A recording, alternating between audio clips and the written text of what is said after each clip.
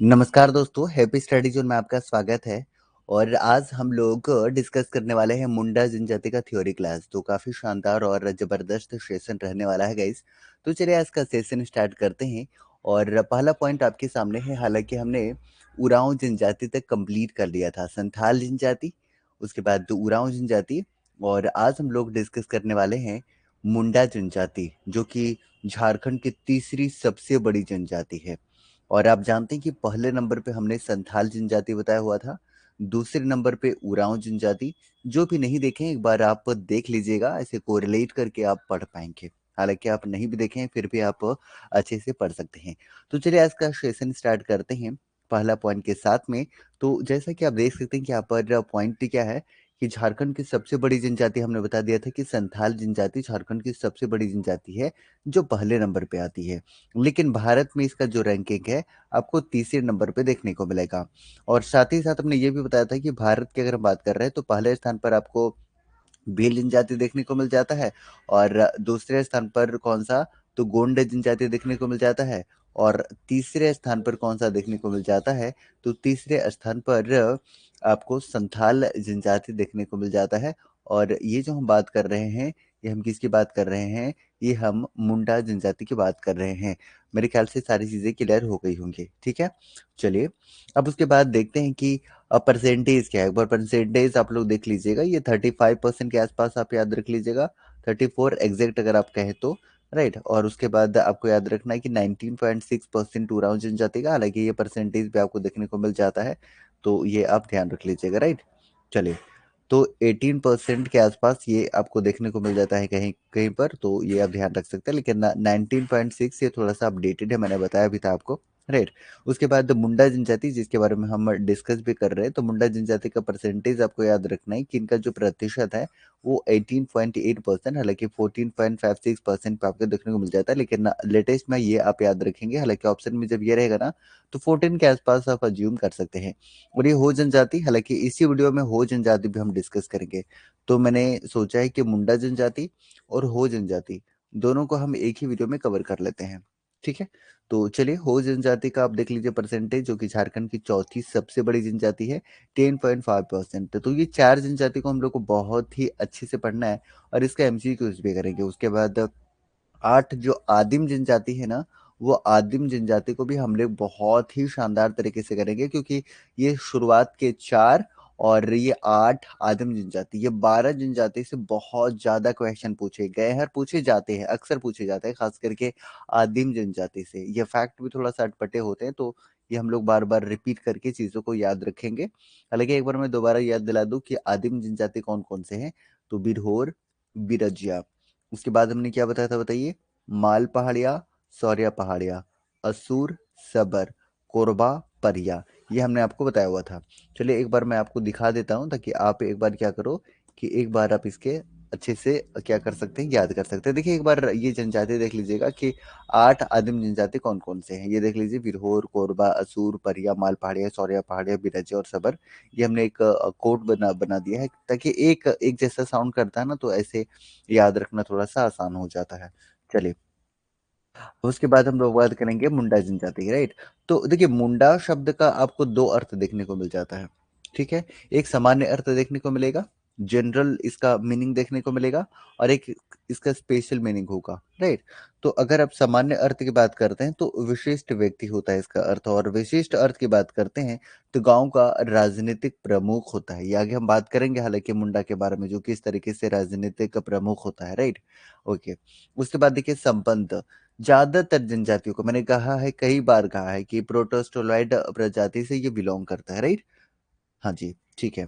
तो आप देखिए क्या कि यहाँ पर जो प्रजाति है, जो हम बात कर रहे हैं प्रोटोस्टोलाइट से, ये मैंने हर बार बताया है और इस बार भी मैं रिवीजन करा रहा हूँ, ताकि आप क्या कर सकते हैं कि इसे कोरिलेट कर सकते हैं और चीजों को याद रख पाएंगे, ठीक है। देखिए, संथाल है, मुंडा, हो, लोहरा, खड़िया, भूमिज, करमाली, चेरो, माल पहाड़िया, सौर्या पहाड़िया, गोड़ाइत, कोरा, कोरबा, असूर, विरहोर, सबर, कवर, कोल, परिया, बिराजिया।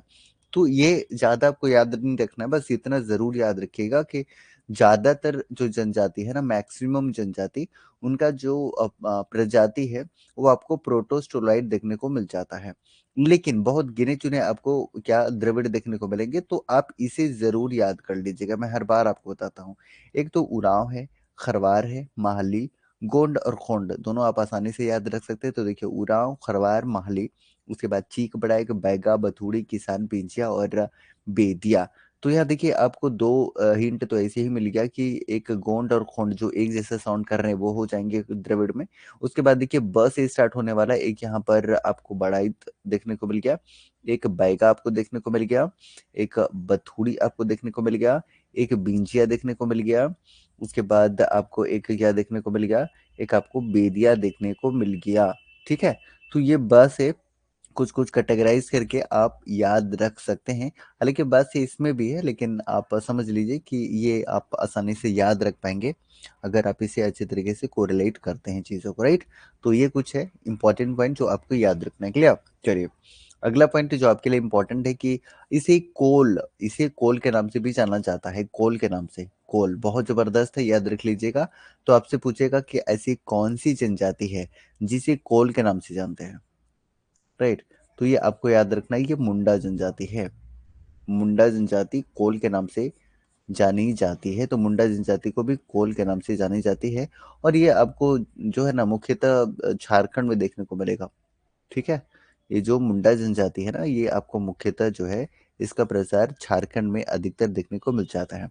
उसके बाद देखिए इस जनजाति के जो लोग हैं वो किस भाषा का प्रयोग करते हैं, अगर आपसे पूछेगा तो ध्यान रख लीजिएगा, ये भाषा प्रयोग करते हैं मुंडारी भाषा का, ठीक है? और भाषाई विशेषताओं के संबंध में ऑस्ट्रो एशियाटिक भाषा परिवार, और देखिए अभी यहाँ पर भाषा परिवार की बात आई है, तो हमने 3 भाषा परिवार के बारे में आपको कई बार बताया हुआ है। क्या-क्या बताया है? याद है आपको? मैंने बताया कि सबसे पहले तो ऑस्ट्रो एशियाटिक भाषा परिवार आपको याद रखना, ऑस्ट्रो एशियाटिक भाषा परिवार। उसके बाद हमने दूसरा बताया था द्रविड़, द्रविड़ भाषा परिवार। और तीसरे नंबर पे आर्य भाषा परिवार जो झारखंड में पाए जाते हैं। मुख्यतः 3 आपको ध्यान रखना था, बहुत महत्वपूर्ण है, ठीक है? चीज़ें क्लियर हो रही है, समझ आ रहा है? तो एक बार आप फटाफट से कमेंट करके बताएँगे जितने लोग भी हैं, ठीक है? चलिए, अगला प्रश्न या अगला पॉइंट आप कह सकते हैं यहाँ पर कि मुंडा स्वयं को हुड़ोको बोलते हैं। ये लीजिए, ये थोड़ा-सा इम्पोर्टेंट पॉइंट है और अपनी भाषा को होड़ो जागर कहते हैं। तो ये जान लीजिएगा कि खुद को अगर बोलना है तो होड़ोको कहेंगे और अपनी भाषा को होड़ो जागर या जगर कहेंगे, ठीक है? ये इम्पोर्टेंट है, ओके। उसके बाद परंपरागत रूप से एक जगह से दूसरी जगह पर ये निवास करती है, ये देख लीजिए। ये पॉइंट आप याद रखिएगा कि आर्यों के आक्रमण के बाद ये जो जनजाति है वो आजिमगढ़ या आजमगढ़ उत्तर प्रदेश में बस गई। बाकी ये पीडीएफ आपको मिल जाएगा, तो पीडीएफ में भी आप कुछ चीज़ों को रीड कर लीजिएगा, ठीक है? क्योंकि 1-2 बार रीड करेंगे ना तो सारी चीज़ें याद हो जाएँगी। ये अब देखिए अगला जो इम्पोर्टेंट पॉइंट आपके सामने हो जाता है कि इस जनजाति का आगमन, तो आगमन अगर आपसे पूछेगा तो 600 बीसी, 600 बीसी इसका आगमन हुआ था, ठीक है? और मुंडा जनजाति का जो एमसीक्यूज़ है, मुंडा जनजाति का एमसीक्यूज़ ऑनलाइन वाला, वो आपको कल डाल दिया जाएगा, राइट? बहुत ही बेहतरीन एक्सप्लेनेशन है गाइज़। मैंने झारखंड के जो संथाल जनजाति है और उरांव जनजाति है, इसका टेस्ट आप ज़रूर दीजिएगा। मैंने पूरा का पूरा 100% थ्योरी को एक्सप्लेनेशन में ऐड कर दिया है। तो आप जाकर एक बार टेस्ट ज़रूर लगाइएगा ऑनलाइन, जिन्होंने भी परचेज़ किया है। और जिन्होंने भी परचेज़ नहीं किया है या फिर कोई फ्रेंड आपके परचेज़ करना चाहते हैं, तो उनको बता सकते हैं आप। बहुत ही शानदार थ्योरी मैंने वहाँ पे रिवीजन भी कराया, एक्सप्लेनेशन बहुत बेहतरीन है। आप अगर एक बार भी अटेम्प्ट किए होंगे तो आप बता सकते हैं, राइट? ओके, उसके बाद देखिएगा ज़रा कि सर्वाधिक संकेंद्रण कहाँ पर देखने को मिलेगा। तो सर्वाधिक संकेंद्रण की बात करते हैं तो रांची जिला में मुंडा जनजाति का सर्वाधिक संकेंद्रण आपको देखने को मिलेगा। अब देखिए थोड़ा सा मैप में हम आपको रांची दिखाते हैं, ताकि आप ये समझ पाएँ कि रांची एग्जैक्टली है कहाँ पर। थोड़ा सा वेट कीजिएगा, मैं आपको रांची दिखा रहा हूँ। ये देखिए, ये वाला है आपका, ये वाला बीच में सेंटर पार्ट, ये आपका रांची है। और रांची में ही आपको मुंडा जनजाति ज़्यादा देखने को मिलेगा। रांची में आपको मुंडा जनजाति ज़्यादा देखने को मिल जाता है, राइट? तो ये आपके लिए इम्पोर्टेंट रहेगा। तो आपसे संकेंद्रण अगर जब भी पूछेगा, तो ये वाला जो पार्ट आप देख रहे हैं रांची, रांची में आपको ज़्यादातर पार्ट देखने को मिल जाएगा। अब देखिए एक बार परगना आप बता दीजिएगा, तो पगला, पगला ये वाला जो आप देख रहे हैं, ये क्या हो जाता है, ये पलामू प्रमंडल हो जाता है। और पलामू प्रमंडल के अंतर्गत हमने कितने जिले बताए हुए हैं? 3 जिले बताए हुए हैं।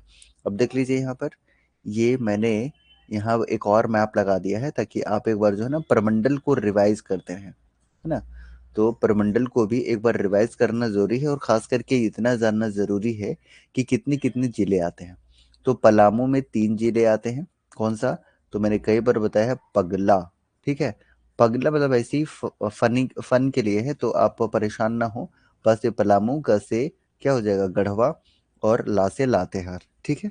तो ये आप याद रखने के उद्देश्य से ऐसे कीजिएगा, ठीक है? तो ये चीज़ें आपको याद रहेंगी। या फिर एलपीजी, एलपीजी ऐसे करके भी लोग याद रखते हैं, तो जो भी आपको अच्छा लगे वैसे याद रख सकते हैं। कोल्हान में भी 3 जिले आपको देखने को मिल जाते हैं। संथाल परगना में टोटल 6 जिले देखने को मिल जाते हैं और संथाल परगना में ही आपका क्या लागू है? एसपीटी। तो ये भी पूछेगा कि एसपीटी कितने जिले में लागू है, तो आराम से आप आंसर क्या कर पाएंगे कि ये जो है वो टोटल 6 जिलों में लागू है। ऐसे याद रख सकते हैं आसानी से, इजीली, राइट? उसके बाद देखिए आपके पास जो उत्तरी छोटा नागपुर है, टोटल इसमें 7 जिले आते हैं। टोटल 7 जिले आते हैं, क्लियर? और ये जो आप देख रहे हैं साउथ छोटा नागपुर डिवीजन, इसमें टोटल आपको 5 जिले देखने को मिल जाते हैं, ठीक है? तो ये कुछ चीज़ें हैं जो आपको याद रखने थे। और देखिए कि रांची के अलावा ये आपका गुमला में देखने को मिलेगा। गुमला अगर आप थोड़ा सा देखना चाहें तो ये वाला एरिया आपका गुमला देखने को मिल जाता है। सिमडेगा, सिमडेगा जस्ट इसके नीचे ही आप देख लीजिएगा, ये वाला आपको सिमडेगा देखने को मिल जाता है, राइट? और उसके बाद पश्चिमी सिंहभूम की बात कर रहे हैं तो ये आपका पूर्वी सिंहभूम है, ये आपका पश्चिमी सिंहभूम है, तो ये वाला पार्ट भी आपको यहाँ पर इसमें भी देखने को मिल जाता है। और इसके थोड़ा सा बीचों बीच में आप जाएंगे तो यहाँ पर आपको सरायकेला खरसावां देखने को मिल जाता है। और सरायकेला खरसावां में भी इसका थोड़ा सा संकेंद्रण आपको देखने को मिल जाएगा, ठीक है? तो इन सारी चीजों को आप याद रख सकते हैं, कोरिलेट कर सकते हैं मैप के थ्रू, क्लियर? चलिए अगला पॉइंट डिस्कस करते हैं कि तमाड़ में रहने वाले मुंडाओं को तमाड़ी, देखिए नाम से भी पता लग जाएगा, तो इसमें कुछ याद रखने वाली चीज है नहीं वैसे। देखिए तमाड़ क्षेत्र में तमाड़ी मुंडा या पातर मुंडा, तो याद रख लीजिएगा, ये जरूर याद रखिएगा कि तमाड़ क्षेत्र में पातर मुंडा। अगर ऑप्शन में आपके सामने तमाड़ी मुद्रा मुंडा ना रहे तो आप आराम से पातर मुंडा यहाँ पर रिकॉर्ड कर सकते हैं, तो ये आपके लिए इंपॉर्टेंट होगा। और शुरुआत में मैंने बताया था कि ये जनजाति ना सिर्फ आपको झारखंड में देखने को मिल जाता है, ये सिर्फ आपको झारखंड में ही मेनली देखने को मिलेगा, क्लियर? चलिए उसके बाद देखिए मुंडाओं द्वारा निर्मित भूमि को खूट-खट्टी भूमि कहा जाता है। अब देखिए भूमि के जो हमने प्रकार आपको बताया हुआ था, अगर आप ध्यान देंगे तो मैंने क्या-क्या बताया था बताइए? एक तो पहले सबसे पहले हमने बताया था खूट-खट्टी भूमि, खूट-खट्टी भूमि। उसके बाद और हमने क्या बताया हुआ था? भुईहरी, भुईहरी भूमि बताया था। तीसरे नंबर पे जो हमने बताया था, सदानों की भूमि को कोड़कर बोला जाता है, कोड़कर हमने बताया था, राइट? और अगर आप चौथे नंबर पे बात करिएगा तो हमने बताया था मंजियस, जो आपको याद रखना है, मंजियस याद रखिए, क्लियर? उसके बाद पांचवें नंबर पे मैंने बताया था राजहंस, राजहंस। तो इन सारी चीजों को याद रखना। देखिए सबसे पहले हम बात कर रहे हैं खूटखट्टी, तो खूटखट्टी भूमि उसे कहा जाता है जो मुंडाओं ने जंगल को साफ करके तैयार किया है, ठीक है? ये मुंडाओं के द्वारा साफ किए गए जंगल के जो भी है ना, उसे साफ करके जो भूमि खेती के लायक बनाया गया था, उसे कुटखट्टी भूमि कहा गया मुंडाओं के द्वारा। लेकिन उरांव जनजाति के द्वारा जो भूमि खेती करने लायक तैयार किया गया, उसे भूईहरी भूमि कहा गया। और कोड़कर ये सदानों की भूमि है। सदान हमने बताया कि ये मूल निवासी तो है झारखंड के, लेकिन ये जनजाति नहीं है। ये मूल निवासी है लेकिन गैर जनजाति है, ये जनजाति में नहीं आते हैं, ये गैर जनजाति में आते हैं, राइट? एक बार आप लोग सदानों की जो भाषा है ना, 4 भाषा, एक बार आप लोग कमेंट कीजिएगा, ठीक है? उसके बाद मंजियस जो है ना, ये आपकी जमींदारों की जमीन है। मंजियस जमींदारों की भूमि होती है। राजहंस जो है, ये राजाओं की भूमि, ये राजाओं की भूमि होती है। इन सारी चीज़ों को आप याद रखेंगे। देखिए सदानों की जो 4 भाषा है, ये आपके लिए महत्वपूर्ण हो जाता है। मैं एक बार बता दूँ कि सदानों की जो भाषा है गाइस, कौन-कौन सी है? तो सबसे पहले तो याद रख लीजिएगा कि आपको क्या देखने को मिलेगा, खोरठा देखने को मिलता है, पंच परगनिया देखने को मिल जाता है, उसके बाद नागपुरी देखने को मिलता है और एक कुरमाली देखने को मिल जाता है। ये आपकी सदानों की भाषा है, क्लियर? तो इन सारी चीज़ों को याद रखेंगे। मेरे ख्याल से सारी चीज़ें क्लियर हो रही होंगी और बार-बार आप रिवीजन करेंगे तो मेरे ख्याल से और चीज़ें क्लियर होती चली जाएँगी, ठीक है? चलिए अगला पॉइंट जो आपके लिए इम्पोर्टेंट है, मैंने बताया था कि प्रशासनिक व्यवस्था में खूंट का आशय क्या होता है? परिवार होता है। ये याद रख लीजिएगा कि खूंट का अर्थ क्या होता है, परिवार होता है, फैमिली होता है। क्लियर? और मैंने बताया कि ये झारखंड में मूलतः आपको देखने को मिलता है, दूसरी जगह पे आपको नहीं देखने को मिल जाता है। क्लियर? समझ आ रहा है? बहुत बढ़िया रमेश जी, बहुत बढ़िया। खोरठा, नागपुरी, कुरमाली, पंच परगनिया, बहुत बढ़िया। कुलदीप यादव कह रहे हैं कि जमींदार और राजा में क्या अंतर होता है? अंतर होता है ना, कैसे नहीं अंतर होगा। चलिए, उसके बाद आपके सामने है सामाजिक स्तरीकरण की दृष्टि से मुंडा समाज। अब देखिए, इसमें आपको ठाकुर, मानकी, मुंडा, बाबू भंडारी, पातर, ठीक है। तो ये हम लोग जो है ना, जब हम लोग क्या पढ़ रहे होंगे, जब हम लोग मुंडा जनजाति के प्रशासनिक व्यवस्था पढ़ेंगे ना, तो उसमें और भी चीजों को हम एलबरेट करेंगे और चीजों को अच्छे से समझेंगे। क्लियर? चलिए, उसके बाद देखिएगा कि मुंडा जनजाति में सगोत्री विवाह वर्जित होता है। ये मुंडा जनजाति में नहीं नहीं बल्कि सभी जनजाति में, जितने भी जनजाति है, लगभग सभी जनजाति में, लगभग क्या मुझे लगता है कि सारे के सारे जनजाति में जो समगोत्रीय विवाह होते हैं वो वर्जित होते हैं। समगोत्रीय विवाह आपको हर जगह पे वर्जित देखने को मिलेगा। ठीक है। गोत्र, गोत्र हमने कई बार बताया है आपको, गोत्र को केली के नाम से भी जाना जाता है, किल्ली के नाम से भी गोत्र को जाना जाता है। राइट। और गोत्र के बारे में हमने ये बताया था कि गोत्र का जो प्रतीक चिन्ह हो सकता है, प्रतीक चिन्ह क्या क्या हो सकता है, तो कोई भी प्राणी का नाम हो सकता है, कोई भी प्राणी हो सकता है, कोई भी पक्षी हो सकता है। राइट। कोई भी वृक्ष हो सकता है, कोई भी पदार्थ हो सकता है, ये हमने आपको बताया था, कोई भी पदार्थ हो सकता है। और इसके जो प्रतीक होते हैं, उनको मारना, उनको मारना या उनको हानि पहुंचाना बिल्कुल वर्जित होता है। ठीक है, ये बिल्कुल वर्जित होता है, ये मैंने आपको बताया था। ठीक है। ओके। उसके बाद गोत्र के बारे में हमने ये भी बताया था कि संथाल जनजाति में जो गोत्रों की संख्या है, वो संथाल जनजाति में गोत्रों की संख्या कितने देखने को मिलते हैं, तो संथाल जनजाति में हमने 12 गोत्र बताया हुआ था। वहीं पर हमने उरांव जनजाति में कितना बताया था, हमने उरांव जनजाति में टोटल 14 गोत्र बताया था, हालांकि 68 उपगोत्र इसके बताए गए हैं। और संथाल जनजाति के जो उपगोत्र हैं वो कितने बताए गए हैं, तो 144 आपको ध्यान रखना है। 12 का स्क्वायर ही आप आसानी से याद रख सकते हैं।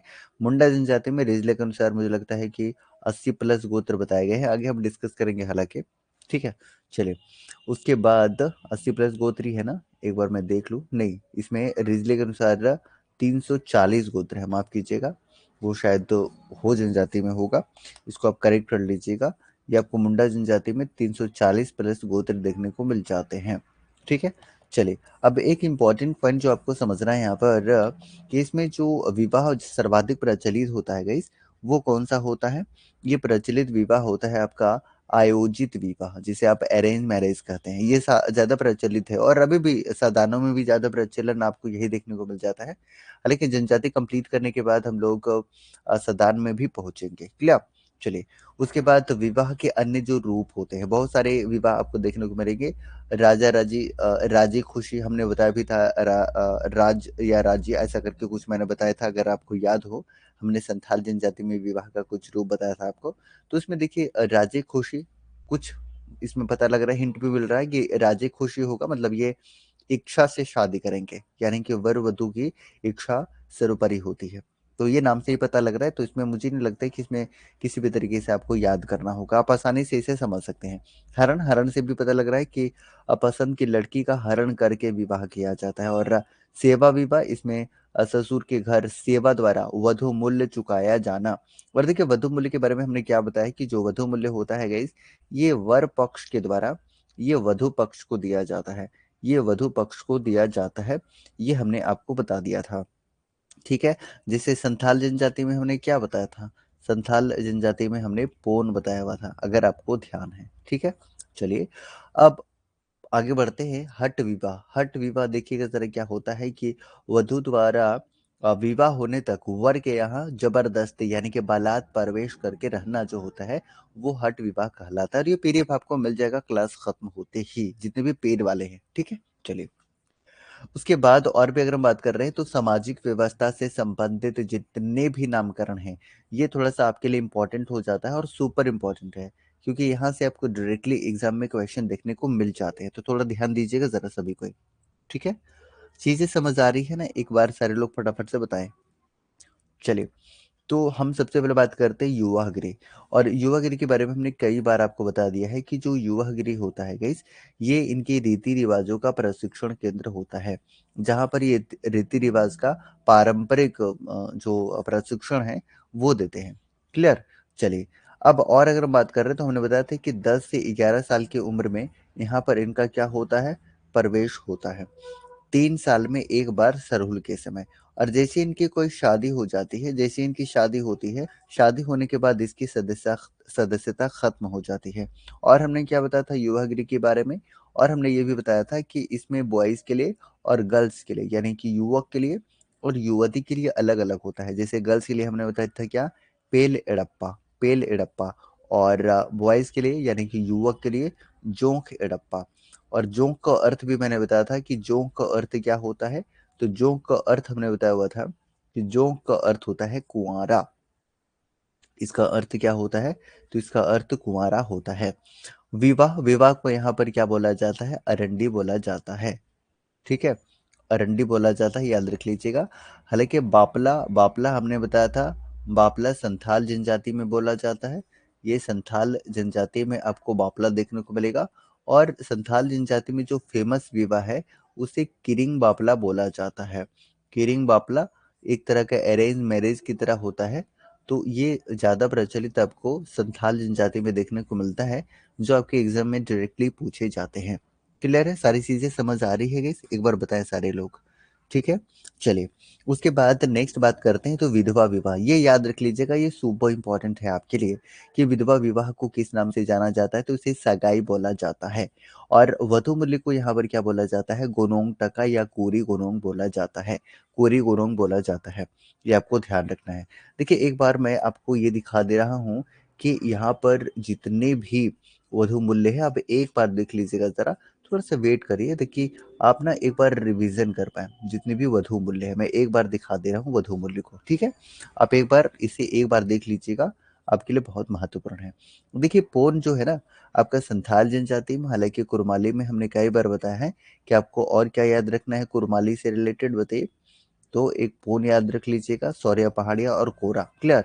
कोरी गोनोंग और गोनोंग टका आपको मुंडा में देखने को मिलेगा, अभी हम डिस्कस करेंगे हालांकि। और पोटे जो है ना, पोटे आपको कहाँ पर देखने को मिलेगा, पोटे आपको सबर और कोल में। डाली आपको किसान और परिया। तो डाली में आपको 3 तरह का डाली याद रखना है, एक डाली, एक डाली कटारी, और एक लास्ट में आपको क्या मिल जाएगा, डाली टका। तो तीनों याद रख लीजिएगा। तो जब आपसे डाली पूछेगा तो किसान और परिया, जब आपसे डाली कटारी लगा होगा तो बीजिया याद रख लीजिएगा, और डाली टका पूछेगा तो आपको बेदिया, असूर, ये याद रखना है, राइट। अब देखिए, पोन में भी आप देख लीजिए कि आपका माल पहाड़िया में जो है ना, माल पहाड़िया में वो आपको पोन देखने को मिल रहा है। और अभी करमाली में हम बात कर रहे थे ना, तो करमाली में आपको एक हड़ुआ भी देखने को मिलता है। हालांकि पोन भी बोला जाता है इसमें, लेकिन जो एग्जाम में आपसे पूछेगा ना, वो हड़ुआ ज्यादा पूछता है आपसे। ठीक है, अब देखिए, पोन पोन तो देख लिया आपने शुरुआत में। इसके अलावा पोन आपको हो जनजाति में भी देखने को मिलता है, हालांकि गोनोंग और गोनोंग के नाम से भी जाना जाता है। और एक पोन टका याद रख लीजिएगा, ये थोड़ा सा इंपॉर्टेंट हो जाता है, जो कि एक शिल्पी जनजाति है, एक शिल्पी जनजाति है। ठीक है ना, तो ये महली वाला याद रख लीजिएगा, पोंटा का आपके लिए इंपॉर्टेंट होगा। और उससे भी ज्यादा इंपॉर्टेंट होगा हरजी, बंजारा जनजाति। बंजारा जनजाति बहुत ही महत्वपूर्ण है, बंजारा जनजाति गैस, क्योंकि बंजारा जनजाति में आपको जयमाला की प्रथा देखने को मिलती है।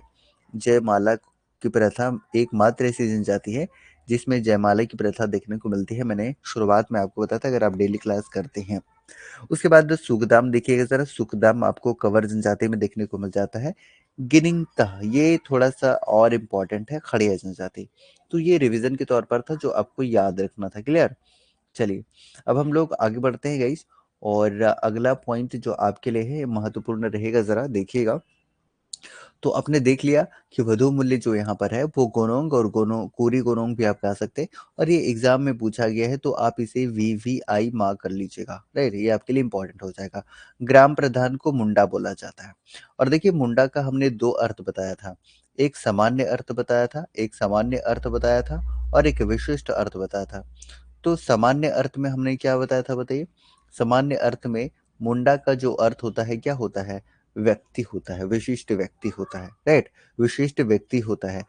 और एक हमने क्या बताया था कि प्रशासनिक जो होता है, प्रशासनिक इसमें हेड आप कर सकते हैं। एक बार दोबारा दिखा आपको, मैंने बताया था आपको, वेट कीजिएगा, मैंने अर्थ बताया था कि गांव का राजनीतिक प्रमुख एक तो विशिष्ट व्यक्ति अर्थ वो होता है, और एक गांव का राजनीतिक प्रमुख होता है। दोनों ही चीज आपको याद रखना, तो जो कि आपके लिए इंपॉर्टेंट होगा। क्लियर? चलिए अगले पॉइंट की तरफ बढ़ते हैं गाइस, और अगला पॉइंट आपके लिए इंपॉर्टेंट हो जाता है। मैं आगे बताऊं कि देखिए डायरेक्ट आपसे पूछेगा कि हातू क्या होता है। हातू, हातू ग्राम पंचायत को बोला जाता है, ग्राम पंचायत को हातू बोला जाता है। और ग्राम पंचायत का जो प्रधान होगा उसे हातू मुंडा बोलेंगे, क्योंकि मुंडा क्या होता है, ग्राम प्रधान होता है, राइट। चलिए, कई गांव को मिलाकर, है ना, ये कई गांव को मिलाकर क्या बनता है, तो कई गांव को मिलाकर परहा बनता है। अक्सर ये 15 से 20 के आसपास देखा जाता है, ये है ना, 15 से 20 के आसपास ये एवरेज में देखने को मिलता है। हालांकि ये जनजाति में अलग अलग जो है ना, ये वैरी करता है, तो ये आप देख लीजिएगा, राइट। चलिए, उसके बाद पंचायत स्थल को अखड़ा कहते हैं। हालांकि अखड़ा नाच के मैदान को भी बोला जाता है, नाच के मैदान। बहुत सारे जनजाति में ये भी बोला जाता है। क्लियर? चलिए, परहा पंचायत का प्रधान जो होता है मानकीय होता है, ठीक है, मानकीय होता है। हालांकि हम जब किसी भी जनजाति का शासन व्यवस्था देख रहे होंगे, देखेंगे, बहुत जल्दी देखेंगे इसे भी, तो वहाँ और डिटेल में हम बात करेंगे कि मुंडा क्या होता है, मानकी क्या होता है, राइट, प्राणिक क्या होता है, प्रमाणिक क्या होता है, वो आगे हम और भी अच्छे से डिस्कस कर रहे होंगे। फिलहाल अभी इतना ही जानना इनफ है यहाँ पर। उसके बाद देखिए वंश, वंश को क्या बोला जाता है, तो खोंट बोला जाता है। अभी थोड़ी देर पहले हमने बताया था कि इसे परिवार भी बोलते हैं, परिवार, राइट। ये थोड़ा इंपॉर्टेंट पॉइंट रहेगा कि तलाक देती है, यदि स्त्री तलाक देती है उसे वधु मूल्य क्या होता है, लौटाना पड़ता है। तो आपसे पूछेगा कि ऐसी कौन सी जनजाति है, ऐसी कौन सी जनजाति है जिसमें अगर स्त्री तलाक देती है तो उसे वधू मूल्य लौटाना पड़ता है। अब देखिए वधू मूल्य के बारे में हमने क्या बताया था कि ये वर पक्ष देता है। वर पक्ष किसे देता है, तो ये वधू मूल्य को देता है, वधु को देता है ना, वर जो है वधु को देता है। और वधु मतलब स्त्री, स्त्री अगर क्या कर रही है कि तलाक दे रही है, ये तलाक दे रही है, तो वर पक्ष के द्वारा जो वधु मूल्य दिया गया था, पूरी गुणों जो दिया गया था, उसे लौटाना पड़ेगा। किसे? इस वधु को। किसको लौटाना पड़ेगा, तो वर को लौटाना पड़ेगा, वधु के द्वारा, स्त्री के द्वारा। यही बात यहाँ पर कहा गया है। तलाक को साकमचारी बोलते हैं। ये सुपर सुपर सुपर इंपॉर्टेंट है, याद रख लीजिएगा कि साकमचारी जो है वो तलाक को बोला जाता है।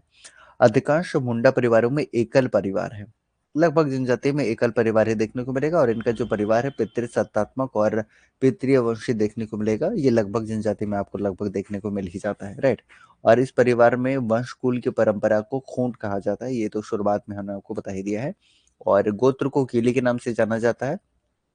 और रिजले के अनुसार, ये वाला पॉइंट याद रख लीजिएगा, रिजले के अनुसार 340 गोत्र बताए गए हैं, 340 गोत्र। एक बार मैं रिवीजन करा दूं, जो हमने अभी तक बताया है कि संथाल जनजाति में जो गोत्र हैं वो टोटल 12 गोत्र हैं। उसके बाद उरांव जनजाति में जो गोत्र हमने बताया हुआ है वो टोटल 14 गोत्र हमने बताया हुआ है। और मुंडा जनजाति की बात कर रहे हैं तो मुंडा जनजाति में रिजले के अनुसार जो है वो 340 प्लस गोत्र बताया गया है। हो जनजाति में हम लोग बात करेंगे कि 80 प्लस गोत्र बताया गया है। ये चार जनजाति का गोत्र एटलीस्ट याद रख लीजिएगा, एक बार मेरे साथ रिवाइज करिए सभी कोई। संथाल जनजाति का 12 गोत्र याद रखेंगे। गोत्र कौन कौन सा है ये ज्यादा इंपॉर्टेंट नहीं है, याद भी नहीं करना है आपको, राइट। और उसके बाद उरांव जनजाति में टोटल 14 गोत्र याद रखने, मुंडा जनजाति में 340 गोत्र अकॉर्डिंग टू रिजले। उसके बाद हो जनजाति में 40 नहीं बल्कि 80 प्लस गोत्र आपको ध्यान रखने हैं।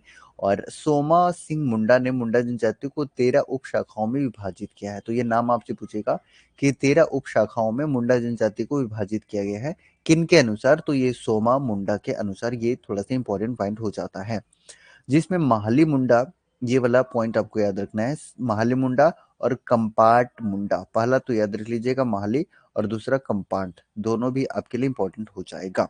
शोशोबोंगा ये उससे भी ज्यादा इंपॉर्टेंट है कि इनका जो है ना प्रसिद्ध लोक कथा है। तो क्वेश्चन कैसे पूछा हुआ है आपके एग्जाम में, उसमें पूछा हुआ है गाइस कि जो सोसोबोंगा है वो क्या है, सोसोबोंगा क्या है। तो आपको ध्यान रखना है कि ये एक लोक कथा है, ये आपसे पूछा गया है। और अभी जब हम लोग एमसीक्यूज कर रहे होंगे ना, अभी नहीं करेंगे बल्कि नेक्स्ट क्लास में करेंगे, तो आपको वहां पता लगेगा। और इस जनजाति में महिलाओं द्वारा धान की बुआई करना, महिलाओं के छप्पर पर चढ़ना, या महिलाओं का दाह संस्कार में भाग लेने हेतु शमशान जाना, ये वर्जित होता है। बहुत इंपॉर्टेंट है, याद रख लीजिएगा। और ये वाला तो पूछा गया है आपसे कि महिलाओं का छप्पर पर चढ़ना जो होता है बिल्कुल वर्जित होता है, और दाह संस्कार में जाना ये भी वर्जित होता है। ये 2 पॉइंट एटलीस्ट आपको ध्यान रखना बहुत ही इंपॉर्टेंट है। ठीक है? चलिए, अब उसके बाद जो अगला पॉइंट आपके सामने है, ये भी थोड़ा-सा इम्पोर्टेंट हो जाता है कि गाँव की बेटियों द्वारा सरहुल का प्रसाद ग्रहण करना वर्जित होता है। और हमने बताया है सरहुल के बारे में कि ये आपको चैत्र माह में देखने को मिल जाता है। चैत्र माह में शुक्ल पक्ष के तृतीया को शुक्ल पक्ष के ये तृतीया को मनाया जाता है गाइस, तृतीया को। और मैं बताऊँ तो सरहुल जो है ना, ये आपका 4 दिन सेलिब्रेट किया जाता है, 4 दिन। और इसमें जो प्रसाद तैयार किया जाता है, वो चावल और जो मुर्गे की बलि दी जाती है ना, इसकी खिचड़ी बनाई जाती है, ठीक है? इसकी एक खिचड़ी बनाई जाती है, और इस खिचड़ी को सूड़ी नाम से जाना जाता है, राइट? इस खिचड़ी को किस नाम से जानते हैं? तो सूड़ी के नाम से जानते हैं, सूड़ी के नाम से। और ये भी हमने बताया था कि सरहुल जो है ना, ये खद्दी की बात करेगा तो खद्दी आपको उरांव जनजाति में बोला जाता है, राइट? ये हमने आपको बताया था। संथाल जनजाति में जो है ना, सरहुल को बा परब के नाम से जाना जाता है, बा परब के नाम से, क्लियर? और साथ ही साथ हमने ये भी बताया था कि जंकोर जंकोर किस जनजाति में बोला जाता है? तो हमने बताया था कि ये खड़िया जनजाति में जंकोर के नाम से जाना जाता है। ये भी आपको मैंने बताया था। कितना दिन? तो मैंने बता दिया 4 दिन। कब मनाया जाता है? तो चैत्र माह के शुक्ल पक्ष के तृतीया को मनाया जाता है। और इसमें जो प्रसाद है, वो मुर्गा और चावल को मिक्स करके खिचड़ी बनाया जाता है, जिसे सूड़ी के नाम से जाना जाता है। ठीक है? ओके। उसके बाद देखिए सरहुल को जो है ना, अलग-अलग नामों से अलग-अलग जनजाति में जाना जाता है। जैसे उरांव जनजाति में आपको खद्दी के नाम से जाना जाएगा, संथाल जनजाति में आपको बा परब के नाम से जाना जाएगा, जंकोर आपका खड़िया जनजाति के नाम से जाना जाएगा। और ये जो सरहुल है ना गाइस, ये जनजातियों का सबसे बड़ा त्योहार माना जाता है, जनजातियों का सबसे बड़ा त्योहार। लेकिन संथाल जनजाति का सबसे बड़ा त्योहार बात करेंगे, जो कि झारखंड की सबसे बड़ी जनजाति है, तब इसका आंसर क्या करिएगा? सोहराय। ये 2 अलग-अलग चीज़ है, याद रख लीजिएगा, सोहराय। अगर आप स्पेशल कर देगा ना, ये संथाल जनजाति का सबसे बड़ा त्योहार कौन सा है, तब आपको आंसर करना है सोहराय हो जाएगा। लेकिन अगर जनजातियों का ओवरऑल टोटल 32 जनजातियों का अगर आपसे पूछेगा, तो याद रखिएगा वो कौन सा हो जाएगा? तो वो कौन सा हो जाएगा? सरहुल जो है ये जनजातियों का हो जाएगा, और संथाल जनजाति का सोहराय हो जाएगा। इन सारी चीजों को याद रखना है, हमने आपको बता दिया। ठीक है? तो देख लिया ना आपने कि एक साथ हम कितने सारी चीजों को कोरिलेट कर रहे हैं। तो एट द लास्ट आप क्या देखेंगे, एट द एंड, कि सारी चीजें आपको याद हो गई हैं क्लास में ही। मेरी कोशिश भी ये रहती है कि सारी चीजें आपको क्लास में ही याद हो जाए, और जब आप एमसीक्यूज का एक्सप्लेनेशन देखेंगे तो आपको और भी खुशी होगी कि कितना जबरदस्त तरीके से डिजाइन किया गया है।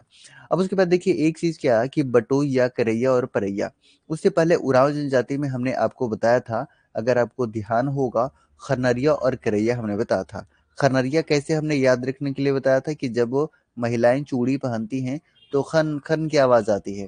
तो ये कि महिलाओं के द्वारा पहने जाने वाला वस्त्र होगा, जो त्योहार के समय पहना जाता है उरांव जनजाति में। और करैया जो है वो पुरुष के द्वारा, करैया जो है ये पुरुष के द्वारा जो वस्त्र पहना जाता है, ये उरांव जनजाति की हम बात कर रहे थे। लेकिन यहाँ पर थोड़ा सा ध्यान रखना है कि पेरैया, पेरैया जो होता है, अब देखिए ना, पेरैया से बोलते हैं ना कि महिलाओं को खाना बनाना पड़ता है, पोछा लगाना पड़ता है, बहुत सारे काम होते हैं घर में, खाना बनाना, ये वो कपड़ा, बहुत सारा, मतलब बहुत सारे काम करती हैं महिलाएं। तो इनका पेरैया हो जाता है, मतलब काम करते करते इतना थक जाते हैं ना कि एकदम पेरैया हो जाता है। तो आसानी से आप याद रख सकते हैं कि महिलाओं का जो है ना पेरैया वस्त्र जो होता है, महिलाओं के द्वारा पहने जाने वाला वस्त्र, जो त्योहार के समय अक्सर ये पहना जाता है। और बटोई, बटोई या करैया, हालांकि करैया यहाँ भी और यहाँ भी दोनों जगह पे आपका पुरुष का है, तो यहाँ पर आपको बदलने की जरूरत नहीं है। बस एक याद रखना है कि इसे बटोई के नाम से भी जानते हैं। तो आपसे ये बटोई पूछ लेगा, बटोई पूछ लेगा कि बटोई जो है, बटोई ये क्या है? तो ये त्योहार के समय पुरुषों के द्वारा मुंडा जनजाति में धारण किया जाने वाला वस्त्र होता है। तो बटोई ये एक आपको याद रखना है। या फिर ऐसे कह लेगा आपसे कि बटोई को और किस नाम से जानते हैं? तो बटोई को हम किरैया के नाम से जानते हैं, जो कि पुरुषों के द्वारा ग्रहण किया जाता है, धारण किया जाता है, पहना जाता है। ठीक है, सारी चीजें क्लियर हो गई गाइस। अगले पॉइंट की तरफ बढ़े, इंपॉर्टेंट था आपके लिए। चलिए, तो आपके लिए महत्वपूर्ण है पर्व। पर्व देखिएगा जरा कि आपका सरहुल, सरहुल इंपॉर्टेंट है, याद रखना है आपको। तो सरहुल जो है ना, सरहुल को ही बा पर्व भी कहते हैं। और ये हमने किस जनजाति के लिए बताया था? तो अभी कुछ देर पहले ही हमने बता दिया था कि संथाल जनजाति में इसे बा पर्व के नाम से जाना जाता है। और जंकोर, अभी तुरंत मैंने बताया था कि जंकोर जो है ये खड़िया जनजाति में जाना जाता है, खड़िया जनजाति में। क्लियर। और देखिए, कर्म हमने कई बार बताया है कि भादो माह के शुक्ल पक्ष की एकादशी को सोहराई कार्तिक अमावस्या को पशुओं के सम्मान में मनाया जाता है। हालांकि ये 5 दिन मनाया जाता है, ये 5 दिन मनाया जाता है, और सरहुल आपका 4 दिन मनाया जाता है। ये दो कम से कम डिफरेंस याद रख लीजिएगा, इंपॉर्टेंट है। रोआ पुना, तो धान बुआई के समय, ये तो खुद पता लग रहा है। बतौली, ये ध्यान रखिएगा, बतौली जो होता है आषाढ़ माह में खेत जुताई से पूर्व छोटा सरहुल के रूप में। और बुरु पर्व की बात करते तो दिसंबर माह में मनाया जाता है बुरु पर्व। क्लियर, सारी चीजें समझ आ रही है, क्लियर हो रहा है गाइस? ओके। उसके बाद बात कर रहे हैं, तो यहाँ पर देख लीजिएगा कि फागु पर्व, फागु से ही पता लग रहा है कि होली के जैसा होगा, और ये तो आप ध्यान रख ही सकते हैं। ठीक है, अब थोड़ा-सा हम बात कर रहे हैं इनकी आर्थिक व्यवस्था की। तो कृषि और पशुपालन लगभग जनजाति का यही देखने को मिल जाता है। आपको तो इसमें कुछ परेशान होने वाली बात है नहीं। और पशु पूजा हेतु आयोजित विवाह जो होता है, वो सोहराय होता है। और देखिए, मैंने नीचे लिख भी दिया है कि कार्तिक अमावस्या को पशुओं के सम्मान में मनाया जाता है। और ये 5 दिन मनाया जाता है सोहराय, 5 दिन मनाया जाता है। हालाँकि जब हम झारखंड के पर्व त्योहार कर रहे होंगे, तो ये पाँचों दिन को हम वहाँ पे अच्छे से एक्सप्लेन कर रहे होंगे। ठीक है, वीडियो लंबा ना हो इसलिए मैंने यहाँ पर इंक्लूड नहीं किया है। चलिए, नेक्स्ट पॉइंट आपके सामने है कि मुंडा सभी अनुष्ठानों में हड़िया और रान का प्रयोग करते हैं, हड़िया और रान का प्रयोग करते हैं। चलिए, हड़िया पर लगाया गया कर कौन सा था, जो अंग्रेजों के द्वारा लगाया गया था? हड़िया कर किस नाम से जानते हैं? तो हड़िया पर जो कर लगाया गया था गाइस, उसे पुतचई कर बोला जाता है, पुतचई कर बोला जाता है। और ये जो पुतचई कर है, ये जो पुतचई कर है, ये अंग्रेजों के द्वारा लगाया गया था 1824 में। ये हमने आपको कई बार बताया है, और इस बार भी बता रहा हूँ। इनकी भूमि के 3 प्रकार याद रख लीजिएगा, पंगु, नगारा और खेरसी। जो पंगु होगा हमेशा उपजाऊ देने वाली भूमि होगी, उपजाऊ देने वाली भूमि। और नगरा जो होगा, नागरा, ये औसत होगा, औसत भूमि। और जो खिरसी होगा, ये बालू युक्त होगा। याद रख लीजिएगा इसको, बहुत इंपॉर्टेंट है। पंगु हमेशा उपजाऊ देने वाली, यानी कि सर्वोत्तम होगा ये। दूसरे नंबर पे औसत ये हो जाएगा, और तीसरे नंबर पे आपका बालू युक्त हो जाएगा। क्लियर, समझ आ रहा है? चीजें समझ आ रही है गाइस? एक बार बताएं आप लोग, सारे लोग जितने भी लोग हैं, फटाफट से बताइएगा जरा। अगले पॉइंट की तरफ मूव कर रहे हैं। और धार्मिक व्यवस्था में इनका जो प्रमुख देवता होता है सिंह बोंगा, और सूर्य का प्रतीक होता है एवरीबॉडी नोज। और सिंह बोंगा पर मुंडाओं द्वारा सफेद रंग के फूल, ये थोड़ा सा पॉइंट याद रख लीजिएगा, सफेद रंग के फूल, सफेद भोग पदार्थ या सफेद मुर्गे की बलि दी जाती है। तीनों चीज याद रख लीजिएगा, बहुत महत्वपूर्ण है। कौन कौन सा? फूल, सफेद भोग पदार्थ, और फिर मुर्गे की बलि। फूल, भोग पदार्थ, मुर्गी का बलि। और एक ऐसा होना चाहिए वाइट, वाइट। ये इंपॉर्टेंट पॉइंट है, इसको आप इग्नोर नहीं कर सकते। या, ठीक है, ओके। तो सफेद रंग के फूल, सफेद भोग पदार्थ या सफेद मुर्गी की बलि दी जाती है। क्लियर। चलिए, अन्य देवी देवता एक बार आप देख लीजिए, यहाँ से भी क्वेश्चन पूछे जा सकते हैं। हाथू, हाथू मतलब हमने गांव बताया था, हाथू मतलब गांव बताया था, तो इसको आसानी से आप याद रख सकते हैं कि हाथू बोंगा जो होगा वो ग्राम देवता हो जाएगा। ठीक है। देशावली, देशावली वाली ई की मात्रा आ रहा है, तो एक तरह की देवी होगी, और गांव की सबसे बड़ी देवी होती हैं। उसके बाद कुट हंकार या ओड़ा, ओड़ा बोंगा, ओड़ा बोंगा, तो ये कुल देवता होते हैं। इक्किर, इक्किर ये जो होता है जल देवता, जल देवता। और बुरु, बुरु मतलब होता ही है पहाड़, तो पहाड़ देवता। तो आप आसानी से याद रख सकते हैं। तो देखिए, बुरु मतलब पहाड़, ये इजिली याद हो गया। ई की मात्रा आ रहा है तो देवी होंगी, तो गांव की सबसे बड़ी देवी हो गई। हाथू, हाथू मतलब होता है गांव, तो ये ग्राम देवता हो गया, ये भी आपको इजिली याद हो गया। इक्किर, इक्किर, इक्किर मतलब फिक्किर, और जब फ़िक्र होता है, फ़िक्र आपको पड़ता है कि यार कितना फ़िक्र पड़ गया, कितना फ़िक्र है, तो आप क्या करते हैं, टेंशन में आ जाते हो। टेंशन में आते हैं तो बोलते हैं अरे यार ऐसा करो ना कि जल पी लो, जल पी लो। तो आप इकिर से फ़िक्र और फ़िक्र आया तो आप क्या पिएँगे, जल। ऐसा कुछ करके कोरिलेट करके याद रखने के लिए आप ऐसा कुछ कर सकते हैं। खूंट, खूंट मतलब हमने बताया था कि परिवार होता है, कुल होता है।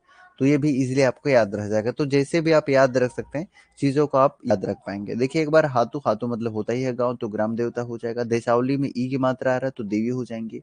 खूंट आपको पता ही लग रहा है कि खूंट या ओड़ा होगा तो ये कुल देवता होंगे। फ़िक्र मतलब फ़िक्र, और फ़िक्र जब होगा आपको तो मतलब टेंशन से आप कुछ समझ नहीं आएगा तो लोग बोलेंगे लो पानी पी लो, तो जल देवता। बुरु, बुरु मतलब होता ही पहाड़, तो पहाड़ देवता। याद हो जाएगा? हो जाना चाहिए। उसके बाद मुंडा पूजा स्थल को सरना बोला जाता है। जो पूजा स्थल होता है उसे सरना के नाम से जाना जाता है, और गाँव का जो धार्मिक प्रधान होता है उसे पाहन बोलते हैं। तो पूछेगा कि पाहन क्या है? तो ये धार्मिक प्रधान होता है, और हमने ये उरांव जनजाति में भी हालांकि देखा था। उरांव जनजाति में भी देखा था, और मुंडा जनजाति में भी हमने पाहन देखा था।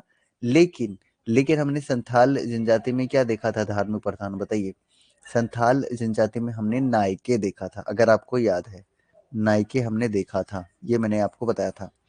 जिसका जो सहायक होता है पुजार या पनभरा होता है। पुजार या पनभरा पाहन के जो सहायक होते हैं, धार्मिक प्रधान होते हैं, उनको या तो पुजार या तो पनभरा बोला जाता है। ये दोनों चीज आपको ध्यान रखना है, ठीक है? चलिए, एक बार मैंने यहाँ पर लिस्ट दे दिया है ताकि आप बार बार रिवीजन करके और सारे चीजों को याद रख पाए, ठीक है? और अभी तक सेशन आपको कैसा लग रहा है, एक बार सारे लोग बताएं जरूर। मैं वेट कर रहा हूँ कि आप जरूर बताएंगे। एक बार बताएं फटाफट से कि आज का सेशन आपको कैसा लग रहा है। बहुत ही शानदार सेशन है गाइस, अगर आप देखेंगे बहुत ही कैटेगराइज करके सारी चीजों को मैंने बताने का प्रयत्न किया है। तो देखिए सबसे पहले हमने संथाल जनजाति की बात किया था कि नायके आपको याद रखना पाहन, मुंडा और उरांव में देखने को मिलेगा। हालांकि खरवार जनजाति में भी पाहन देखने को मिल जाता है, कवर में भी आपको देखने को मिल जाता है, करमाली में भी देखने को मिल जाता है, और खड़िया में भी देखने को मिल जाता है। बैगा देख लीजिए, बैगा आपका चेरो, असुर, बिंजा, किसान, गोंड, कोडाइत, कोरबा और कोरा में देखने को मिल जाता है। देहुरी आपका हो, परिया, सबर, बथुड़ी में, और देहरी या देहरी रहेगा तो मालपहाड़ी और कोल में देखने को मिल जाता है। कालो, कालो बहुत इंपॉर्टेंट है, याद रख लीजिएगा कि खड़िया जनजाति में जो होता है ना, ये कालो या कोलो के नाम से जाना जाता है। बहुत ही महत्वपूर्ण है, और उससे भी ज्यादा इंपॉर्टेंट है कि करमाली जनजाति में आप याद रख लीजिएगा नाया बोला जाता है। और यही थोड़ा सा अटपटे जो नाम होते हैं ना, एग्जाम में आपको डायरेक्टली देखने को मिल जाते हैं। और ये जो सीक्वेंस वाइज है ना, तीनों आप वी वी आई मार्क कर लीजिएगा, बहुत महत्वपूर्ण है। नाय जो होता है ये बिरहोर जनजाति में हो जाएगा। लाय अगर आपसे पूछेगा, लाया, लाया राइट। लाया, नाया, नाया पूछेगा तो करमाली जनजाति, और लाया पूछेगा तो भूमिज, राइट। और कांतो मांझी ये सौरिया पहाड़िया। तो इन सारी चीजों को याद रखेंगे जो आपके एग्जाम में डायरेक्टली पूछे जा सकते हैं, ठीक है? चलिए, उसके बाद नेक्स्ट पॉइंट की तरफ बढ़ते हैं, और ये भी आपके लिए इंपॉर्टेंट हो जाता है। देखिए, पुजारी तो हमने देख लिया, हमने धार्मिक प्रधान तो देख लिया। हमने क्या देखा कि जो धार्मिक प्रधान होते हैं वो कौन होते हैं, तो पाहन होते हैं, ये हमने बता दिया। और इसके जो सहायक होते हैं ये भी हमने बता दिया कि पुजार या क्या होते हैं, पनभरा, ठीक है? सहायक जो होते हैं वो पुजार होते हैं या पनभरा होते हैं, ये हमने आपको बता दिया। लेकिन ग्रामीण जो पुजारी होते हैं उसे डेहरी के नाम से जाना जाता है, और ये तांत्रिक और जादुई में ज्यादा विश्वास करते हैं, और लगभग जनजाति में ये झाड़ फूक की व्यवस्था आपको देखने को मिल जाता है। देवड़ा, देवड़ा क्या होता है कि झाड़ फूक करने वाले व्यक्ति को देवड़ा बोला जाता है। Deora, that's a very important one. अब एक और इम्पोर्टेंट चीज क्या याद रखना है कि शव को दफनाना और जलाना, जलाना और दफनाना दोनों चीज है, ठीक है? लेकिन बात करते तो दफनाने की प्रथा इसमें ज्यादा प्रचलित है। मुंडा जनजाति में ज्यादा जो प्रचलन आपको देखने को मिलेगा ये दफनाने का है, जबकि और जनजाति में हमने देखा था कि ज्यादातर जो प्रचलन था जलाने का था। और जब ये ईसाईकरण इनका हुआ था तब से ये दफनाना शुरू कर दिए थे, ये मैंने आपको बताया था अगर आपको ध्यान हो, राइट। शासन की बात करते हैं तो जिस स्थान पर मुंडा जनजाति के पूर्वजों की हड्डियां दबी होती हैं, हड्डियां दबी होती है उसे शासन बोला जाता है। इंपॉर्टेंट है, राइट। अब शासन दीरी, यहाँ पर दीरी शब्द लगा हुआ है या फिर हड़गड़ी। तो शासन मैंने बता दिया कि पूर्वजों की हड्डियां जहां दबी होती है उसे शासन बोलते हैं। तो शासन में पूर्वज या मृतकों की स्मृति में शिलाखंड रखा जाता है, जिसे शासन दीरी या हड़गड़ी कहते हैं। ये मैंने इस तरीके से बना दिया, और मान लिया कि एक्स वाई जेड यहाँ पर लिखा हुआ है, और ये आपका क्या है, शिलाखंड है। ये क्या है, शिलाखंड है। तो इसी शिलाखंड को हम क्या कह रहे हैं, हड़गड़ी कह रहे हैं। हड़गड़ी कह रहे हैं या फिर इसी को शासन दीरी कह रहे हैं, शासन दीरी, दीरी। तो ये आप ध्यान रख लीजिएगा, हालांकि बार बार रिपीट करेंगे पढ़ेंगे तो मुझे लगता है कि चीजें याद हो जाएंगी आपको। तो अभी तक बताइए कि मुंडा जनजाति से किसी भी तरह की समस्या जो आप पूछना चाहते हो, आप पूछ सकते हैं।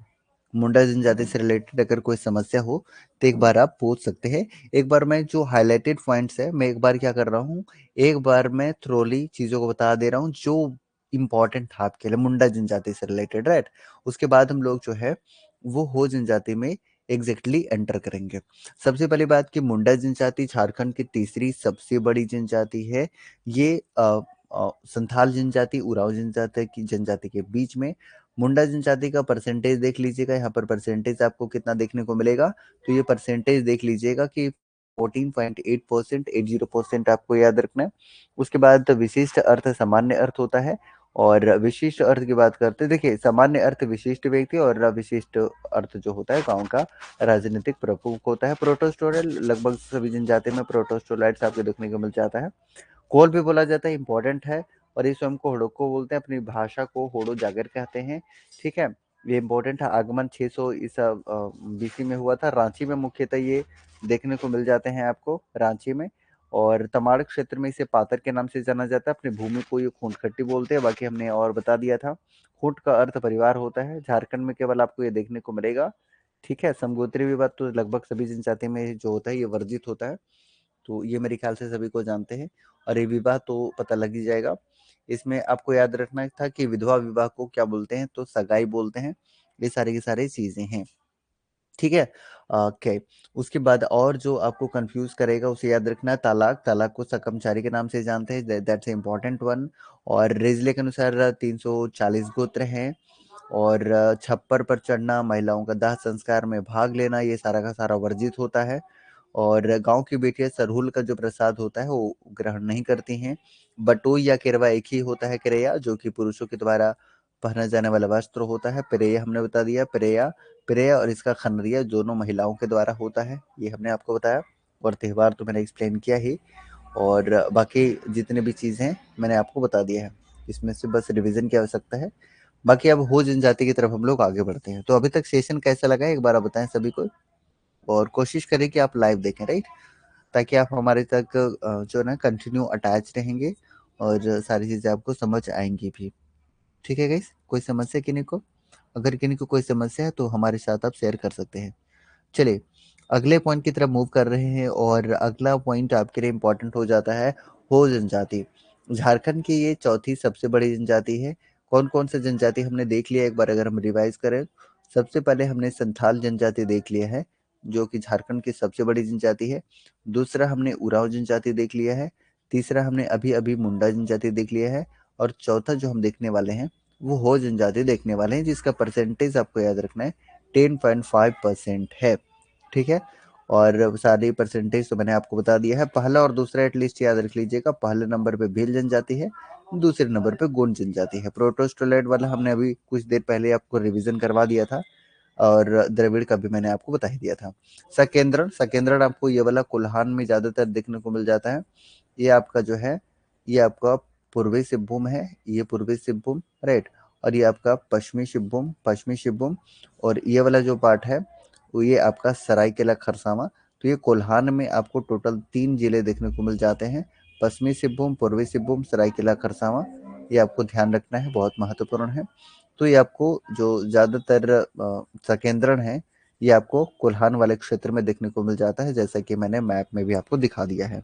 ठीक है, समझ आ रही है चीजें, आगे बढ़ा जाए। ठीक है, आगे बढ़ते हैं गाइस। और इनकी जो भाषा है वो ऑस्ट्रो एशियाटिक भाषा परिवार है, मुंडारी।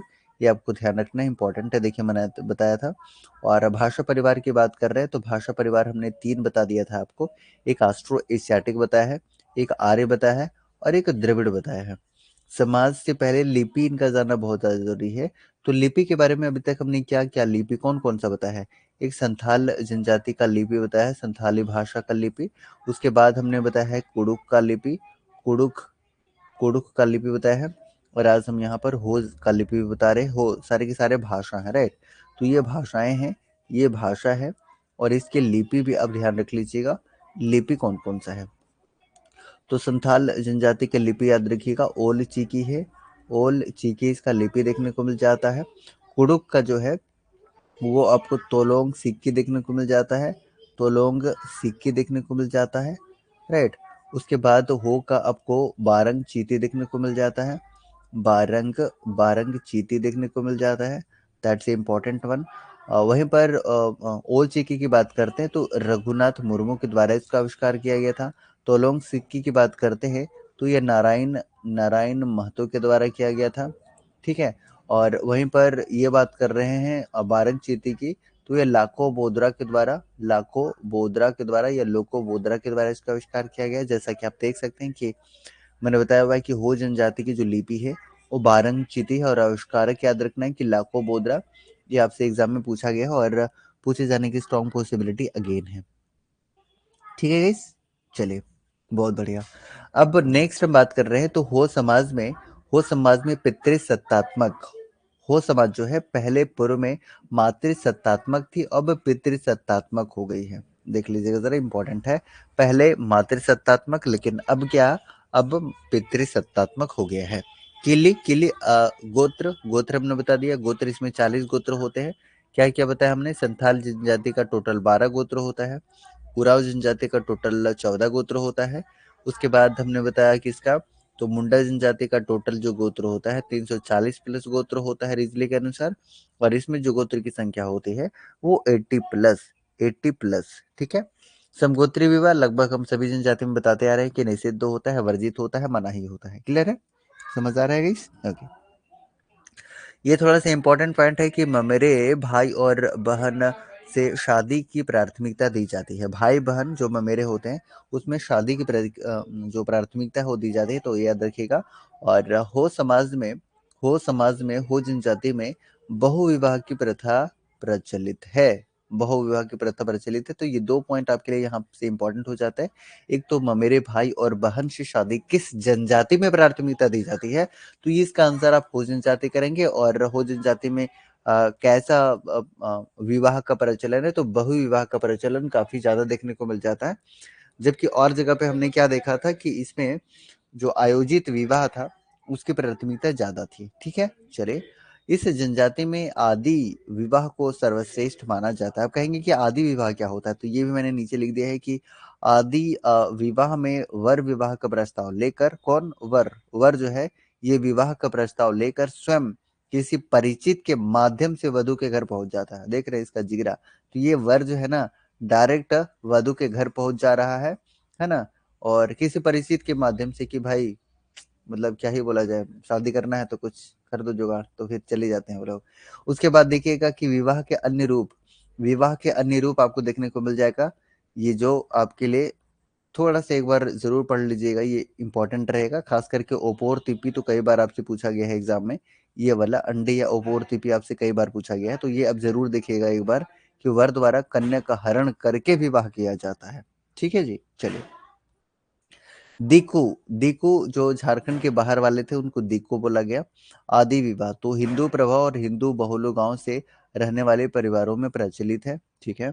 ये तो हमने बता दिया। राजी खुशी, पता ही लग रहा है कि राजी खुशी होगा, मर्जी से होगा।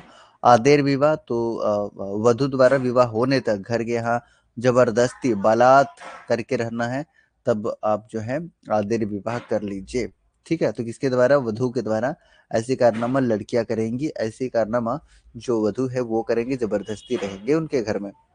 मुझे नहीं लगता कि अभी ऐसा संभव हो पाता होगा। ये देखिए आप, युवागिरी के बारे में हमने कई बार लिस्ट भी दिखा दिया है, गीति आ रहा है। और यहाँ पर जो इनका वधु मूल्य है वो गोनोम गोनोम या पोन, कुछ देर पहले हालांकि हमने बताया भी था अगर आपको याद है।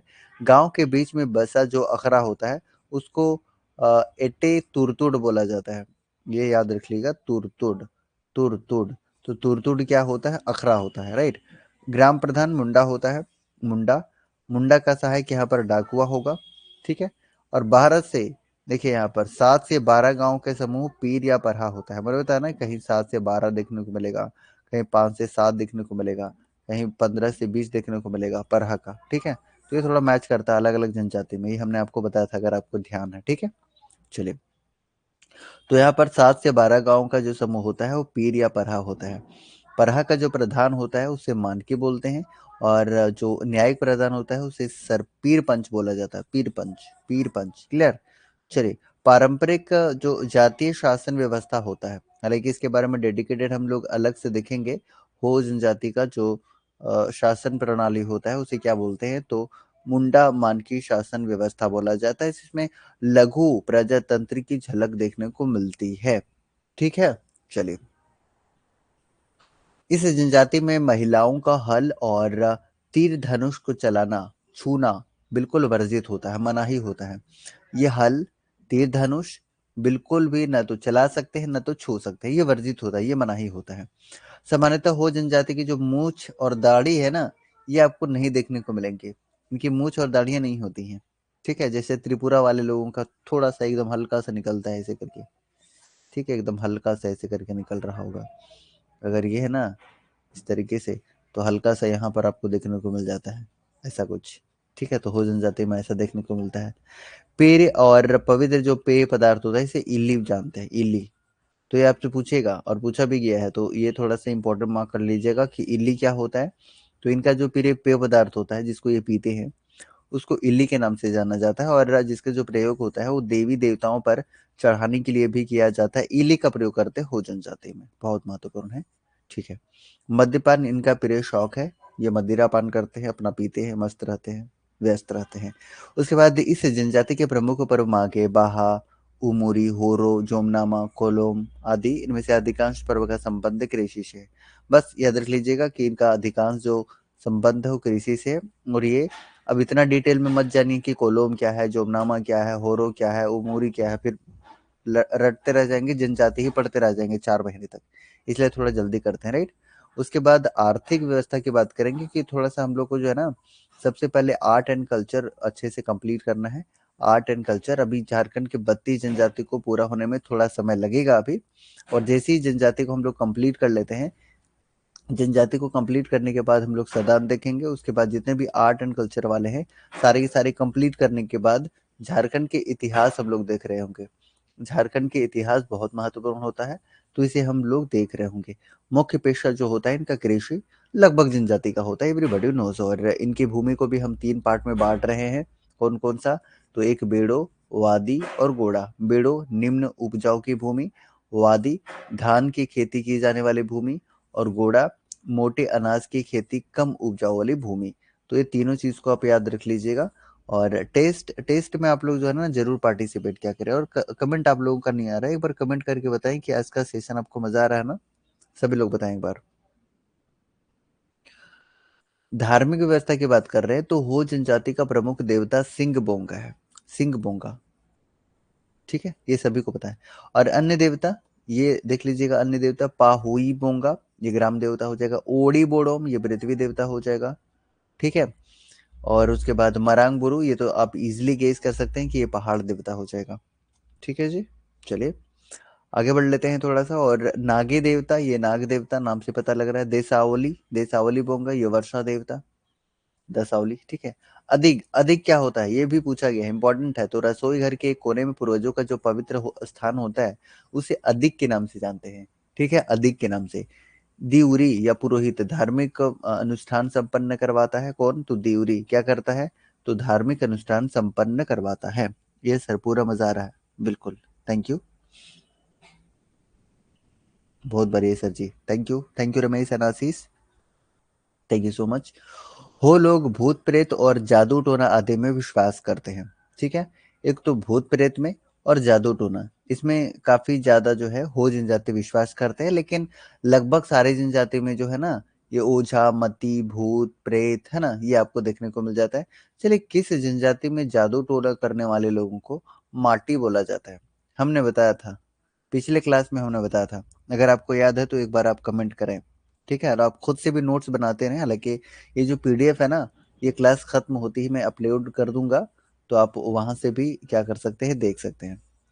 इस जनजाति में शवों को जलाने और दफनाने दोनों की प्रथाएं विद्यमान है, लगभग सभी जनजाति में। ठीक है, सभी जनजाति में आपको जलाने का और दफनाने का दोनों का आपको देखने को मिल जाएगा। तो ये 4 जनजाति जो हमने देखा है, ये 4 जनजाति का जबरदस्त रिवीजन कर लीजिएगा। और हम क्या करेंगे आपके लिए, एक ये चीज करेंगे ना कि इसका एक रैपिड फास्ट हम कर लेंगे। रैपिड फास्ट, रैपिड फास्ट क्या करेंगे, तो रैपिड फास्ट एमसीक्यूज करेंगे। हालांकि अभी जो है ना, अभी हम लोग मतलब कल जो है वो मुंडा जनजाति का और हो जनजाति का एक साथ इसका एमसीक्यूज एक्सप्लेनेशन वाला कर लेंगे। और जहां तक अभी तक हमने पढ़ा है 4 जनजाति, इसका रैपिड फायर कर लेंगे जिसमें आप 15 से 20 मिनट में पूरा का पूरा रिवीजन कर लेंगे। ठीक है। और साथ ही साथ आप जो है ना ऑनलाइन टेस्ट को अटेम्प्ट कर लीजिएगा, जितने भी लोग पेड कोर्स वाले हैं, जिन्होंने भी पेड किया है। ठीक है, जिन्होंने भी पेड किया है। हालांकि अगर आप आज ज्वाइन करते हैं, आज पेड करते हैं, तो आपके लिए एक बम्पर ऑफर भी है ना। मात्र 461 रुपये के आसपास हैंडलिंग चार्ज लगते हुए 449 रुपये का ये है, तो हैंडलिंग चार्ज वगैरह लगते लगते आपका 461 इसका बिलिंग हो जाता है। तो 550 रुपये मैंने वहां पर ऑफ भी रखा है। तो ये ऑफर प्राइस है, वेलकम ऑफर है, जो कि इसी मंथ आपको देखने को मिलेगा। जैसी नोटिफिकेशन आता है तो 3,000 तक इसका जो प्राइस है वो जा सकता है। ठीक है। चलिए, तो गाइस आज के लिए सेशन इतने ही रखते हैं। और अगर किसी तरह का डाउट होता है तो आप चैट बॉक्स में मेरे से पूछ सकते हैं, जैसे ही समय मिलेगा आपको वहां पे रिप्लाई कर दिया जाएगा। ठीक है। तो आज का शानदार सेशन आपको कैसा लगा एक बार जरूर बताएं सभी लोग। मैं वोटिंग के लिए पोल दे दे रहा हूं और आप लोग एक बार जरूर बताएंगे कि आज का ये शानदार सेशन आपको कैसा लगा है। कैसा लगा है एक बार पोल में सारे लोग जरूर बताएं गाइस। तो पहला ऑप्शन आपके सामने है वेरी गुड, दूसरा ऑप्शन आपके सामने है गुड। तो जल्दी से आप 30 सेकंड के अंदर बताइए कि आज का ये शानदार सेशन आपको कैसा लगा है। सभी लोग बताएं कि आज का शानदार सेशन आपको कैसा लगा है। जितने भी लोग हैं पोल में हमें एक बार जरूर बताएं कि आज का ये शानदार सेशन आपको कैसा लगा है। पोल आपके स्क्रीन के ऊपर दिखाई दे रहा होगा और आपको बताना है कि आज का ये शानदार सेशन आपको कैसा लगा है। सभी को बताएं। ठीक है, तो टाइम्स अप हो गया है, होने ही वाला है। थैंक यू सो मच गैड। क्या बात है, 100% लोगों ने वेरी गुड चूज किया है। Thank you so much everyone. और आज लेते हैं विदा, मिलते हैं नेक्स्ट क्लास में, तब तक के लिए जय हिंद।